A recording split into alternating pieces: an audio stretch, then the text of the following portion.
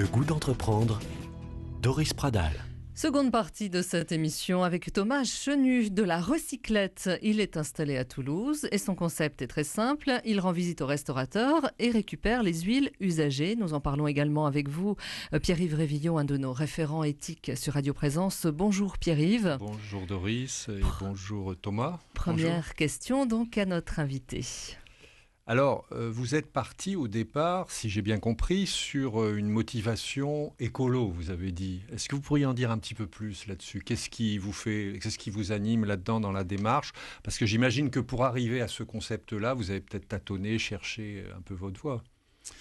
Alors oui, la réflexion écologique dans le projet était forcément importante pour avoir un peu un consensus autour de ce genre de projet.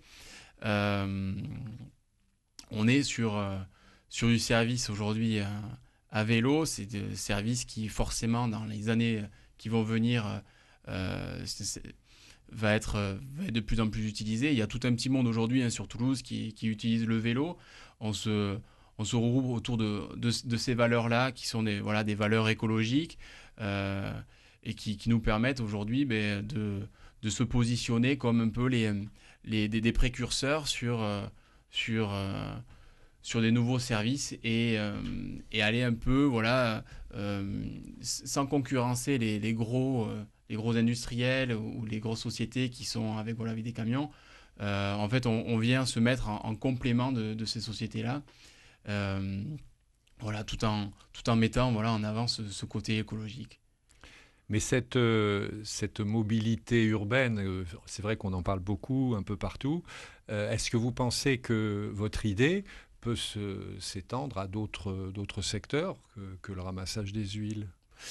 Alors on est en train d'y étudier. Bien entendu, aujourd'hui, en fait, on s'est limité à la collecte des huiles puisque c'est l'un des rares déchets qui peut être compacté et conditionné facilement. On réfléchit sur la collecte d'autres déchets tels que le plastique, le verre, le carton, sauf que ce sont en fait des déchets qui demandent en fait à être collectés en volume pour que ça soit rentable. C'est ça, avec un vélo et une remorque, ça va être difficile. C'est difficile et puis ce sont des déchets qui doivent être vraiment conditionnés. Le carton, on sait bien que c'est compliqué, le verre également, à part mais aujourd'hui on étudie et le vélo ne peut pas répondre à toutes ces demandes tout simplement parce que peut-être qu'il faudrait aussi un nouveau modèle qui nous permette que le producteur pollueur au final paie une prestation de collecte, ce qui aujourd'hui est difficile à mettre en place. Vous avez reçu, Thomas, le prix Climat, premier pas, qui est décerné par Toulouse Métropole. Déjà, qu'est-ce que ce prix et qu'est-ce que ça va changer pour votre entreprise ? Alors, ce prix, c'est un prix en fait qui récompense les sociétés qui mettent en place des services, comme on parlait, des services écologiques, qui ont vraiment une démarche citoyenne. C'est un prix donc qui a été remis par Toulouse Métropole et les chambres consulaires. Aujourd'hui, on est 5 entreprises à avoir reçu ce prix. Sur les 5, on est 2 sociétés en fait à utiliser le vélo. Donc on voit petit à petit que ce sont des démarches qui sont un peu mis en avant par les collectivités. Oui, mais c'est difficile quand même, hein. On sent bien que c'est difficile, qu'on cherche, on tâtonne. Alors oui, c'est difficile, tout simplement parce que comme je vous ai dit, on veut répondre en fait, on veut se mettre sur des marchés qui sont déjà pourvus de sociétés qui utilisent des camions, qui sont des camions polluants. Ils sont bien installés, effectivement. Exactement. Et puis le souci du vélo aujourd'hui, c'est qu'il n'y a pas de vélos existants qui nous permettent de répondre aux mêmes besoins que les gros camions. Pierre-Yves. Alors, vous dites, dans vos propos, vous dites souvent « nous »,« on »,« nous ». Vous êtes plusieurs ? Vous êtes une équipe ? Non, j'ai du mal à dire « je ». C'est pour peut-être un manque de crédibilité. Mais quand je dis « nous », j'inclus également le partenaire avec qui je travaille. Justement, oui. À l'eau à l'huile, qui, honnêtement... sans leur aide, sans voilà, tout le tissu logistique qu'ils mettent en place, j'aurais eu énormément de difficultés voilà, à aujourd'hui travailler. C'est vous qui êtes allé leur apporter cette idée de collecte à vélo? Exactement. Vous n'y avez pas pensé en fait? Alors non, il n'y avait pas pensé, tout simplement parce que un groupe comme Allo à l'huile ou d'autres fonctionne avec, voilà, avec des camions, n'ont pas forcément de ressources en interne pour travailler sur ce nouveau service, parce qu'il faut déjà il faut le penser, il faut le mettre en place, il faut aussi le tester. Voilà, aujourd'hui, moi j'ai la chance d'avoir déjà le chômage qui me permet de pouvoir travailler en ayant une sécurité à côté. Une sécurité voilà, qui a une durée, mais voilà, donc c'est pour ça que c'est un coup de poker. Donc je suis allé leur présenter le projet et bien entendu, voilà, comme je disais, ça a suscité leur intérêt. Et est-ce que au niveau du procédé, du processus qui va vers la valorisation, est-ce que finalement c'est pas plus intéressant d'avoir un flux continu, régulier toute l'année plutôt que des gros arrivages massifs à certains moments? Alors pour le restaurateur, c'est clair que c'est un avantage. Pour le groupe comme Allo à l'huile, forcément, je pense qu'il y a un avantage pour eux, puisque au final, moi, avec des fréquences réduites, je collecte en fait ce qui est réel, c'est-à-dire ce qui est produit par le restaurant.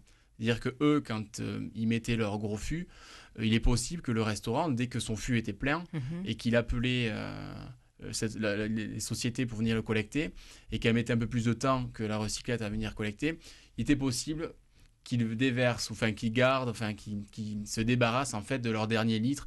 Donc je pense qu'à terme, sur une même année, je pense que la recyclette peut collecter plus que les grands groupes sur le même nombre de clients. Voilà. Et est-ce que les restaurateurs ne pourraient pas, ou peut-être le font-ils, valoriser cette image que ça donne, de passer par votre prestation en termes de valorisation déjà, faire savoir que les huiles sont valorisées, que c'est ramassé en vélo? Est-ce que il n'y a pas un plus là à leur vendre entre Alors guillemets? également, on y travaille, sauf que peu de restaurants y attachent un réel intérêt au niveau de leur gestion de déchets. Certains essaient de le mettre en lumière.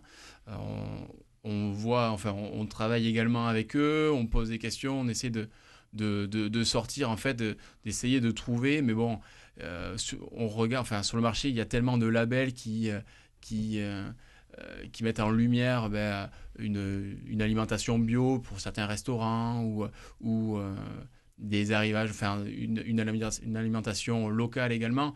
Donc, voilà, on ne trouve pas forcément beaucoup c'est pas très vendeur, de restaurants. En fait. Voilà, c'est ça, les déchets, c'est pas vendeur. Qui souhaitent mettre en avant en fait, la collecte et la valorisation de leurs propres déchets. Ouais. Pierre-Yves, une autre question. Est-ce que vous pensez aujourd'hui qu'on va assez loin justement en matière de recyclage? Il me semble que oui. Il y a des dispositifs en fait qui sont mis en place aujourd'hui pour valoriser, pour mettre en place des collectes et valorisations des déchets. Là, les restaurants ont des déchets réglementés, c'est-à-dire que les huiles alimentaires usagées sont des déchets réglementés. Ils sont obligés d'avoir un prestataire qui vienne leur prendre leurs déchets et les collecter. Bientôt, on va arriver également sur ce même schéma pour les biodéchets, c'est-à-dire les restes de repas, les déchets alimentaires post et pré-repas. Donc, on arrive au niveau de ces dispositifs réglementaires à obliger un peu, à contraindre les restaurants à, au final, oui, valoriser leurs déchets on trouve des exutoires comme la méthanisation pour les biodéchets, les huiles alimentaires en biocarburants sont déjà des filières qui sont quand même matures.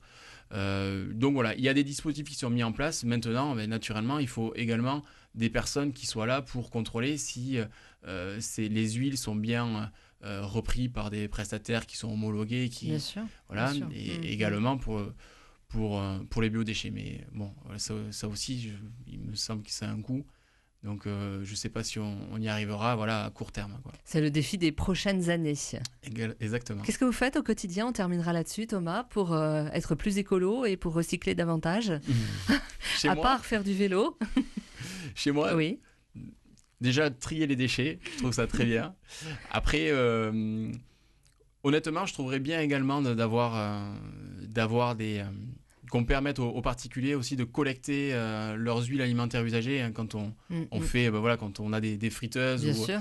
d'avoir au moins un moyen pour valoriser, enfin au moins pour collecter nos huiles. Ça, c'est également. une vraie question quand on habite en centre-ville. Qu'est-ce qu'on fait de l'huile de la friteuse? Exactement, c'est ça. Merci, on n'y répondra pas. On n'a pas la réponse. Merci beaucoup, Thomas. On rappelle l'adresse de votre site internet?